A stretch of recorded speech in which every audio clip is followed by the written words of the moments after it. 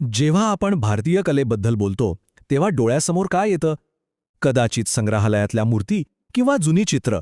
पण ही गोष्ट त्याहून खूप मोठी आणि खोल आहे. ही हजारो वर्षांची गोष्ट आहे, आपल्या पूर्वजांच्या सर्जनशीलतेची, त्यांच्या भावनांची. चला तर मग हाच भव्य वारसा, हाच इतिहास जरा जवळून पाहूया. पण हा सगळा प्रवास सुरू करण्याआधी एक अगदी मूलभूत प्रश्न. कला म्हणजे नेमकं काय असतं? ऐकायला सोपा वाटतो नाही का? पण याच एका प्रश्नाचा उत्तरात खरं तर भारतीय कलेचं सगळं सार दडलेलं आहे. अगदी सोप्या शब्दात सांगायचं झालं तर कला म्हणजे एक प्रकारचा संवादच आहे.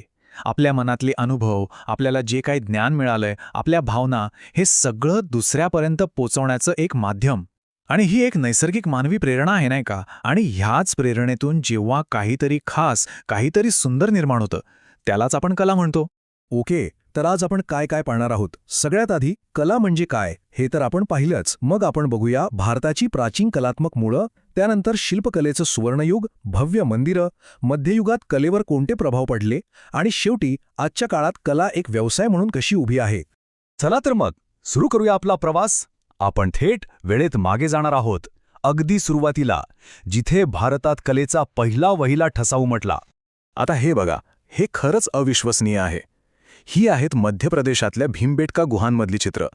हजारो वर्षांपूर्वीची. तेव्हाच्या माणसांनी, आपल्या पूर्वजांनी त्यांचं जगणं, त्यांची शिकार, त्यांचे उत्सव, हे सगळं या दगडांवर कायमचं कोरून ठेवलंय.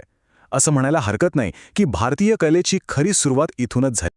आणि या गुहांमधून आपण थेट उडी मारूया एका अत्यंत प्रगत संस्कृतीकडे, सिंधू संस्कृती. इथे फक्त चित्र नव्हती, तर खूपच जास्त सुबक आणि विचारपूर्वक बनवलेल्या वस्तू होत्या. मोहर, भांडी, छोटी छोटी शिल्प, सगळं काही. आणि म्हणूनच आपण म्हणू शकतो की भारतीय अभिजात कलेचा जो पाया आहे तो इथेच रचला गेला. आता आपण त्या काळात जाऊया जिथे दगडांना जणू काही जिवंतच केलं गेलं होतं. हो, आपण बोलतोय मौर्य आणि गुप्त साम्राज्याच्या काळाबद्दल. हा काळ भारतीय शिल्पकलेचं सुवर्णयुग म्हणून ओळखला जातो. आणि या सुवर्णयुगाचं सर्वोत्तम प्रतीक कोणतं असेल तर ते म्हणजे सारनाथचा हा अशोकस्तंभ. हे फक्त एक शिल्प नाहीये, हा सम्राट अशोकाने दगडात कोरलेला एक अजरामर संदेश आहे. त्याची कलाकुसर बघा, त्याची भव्यता आजही आपल्याला थक्क करून सोडते. याची सगळ्यात मोठी खासियत काय माहितीये? हे संपूर्ण शिल्प एकाच दगडातून कोरलंय. आणि हे जे 4 सिंह आहेत ना, ते शक्ती, शौर्य आणि आत्मविश्वासाचं प्रतीक आहेत. 4 वेगवेगळ्या दिशांना पाहणारे, जणू काही सम्राट अशोकाचा साम्राज्याचा आणि त्याच्या धम्माचा संदेशच सर्वत्र पोचवत आहेत. आणि यातली सगळ्यात इंटरेस्टिंग गोष्ट म्हणजे जवळपास 2500 वर्षांपूर्वी तयार झालेलं हे प्रतीक आज आपल्या आधुनिक भारताची ओळख बनलं आहे. बरोबर, हेच आपलं राष्ट्रचिन्ह. विचार करा, भूतकाळ आणि वर्तमान यांना जोडणारा किती जबरदस्त दुवा आहे हा. बरं, आता उत्तरेतून जरा दक्षिणेकडे वळूया. इथे चोळ काळातली कांस्य शिल्प अप्रतिम आहेत. आणि त्यातलंही सर्वोत्कृष्ट उदाहरण म्हणजे नटराजाची मूर्ती. शिवाला वैश्विक नर्तक म्हणून दाखवणारी ही मूर्ती तुम्ही बघा. यात निर्मिती आणि विनाश यांचं संपूर्ण चक्रच जणू सामावलेलं आहे. त्या शिल्पातली ऊर्जा, ती लय, खरंच थक्क करणारी आहे.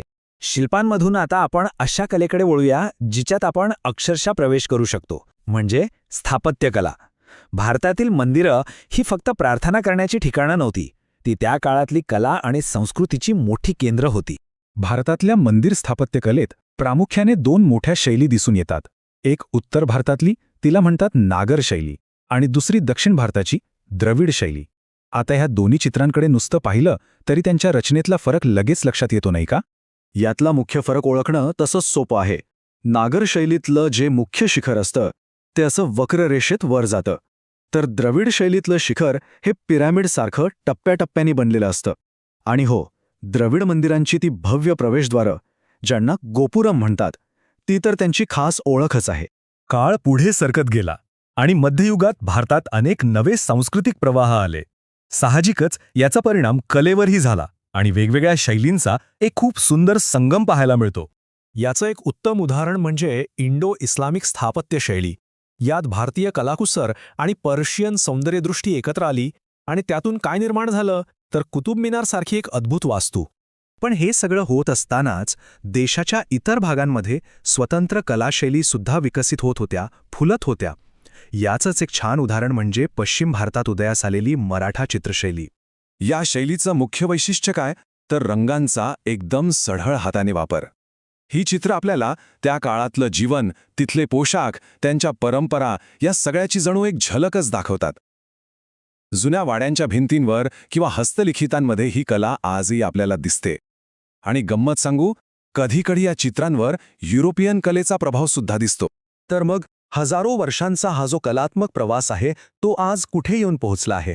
हा वारसा फक्त इतिहासाच्या पुस्तकात किंवा संग्रहालयात नाहीये, तो आजही एक जिवंत परंपरा म्हणून, एक व्यवसाय म्हणून टिकून आहे.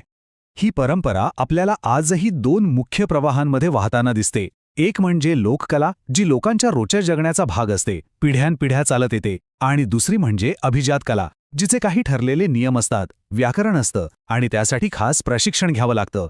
आणि गंमत म्हणजे हीच कलेची तत्त्व आज उपयोजित कला किंवा अप्लाइड आर्टच्या रूपात आपल्या रोजच्या जीवनाचा अविभाज्य भाग बनली आहेत.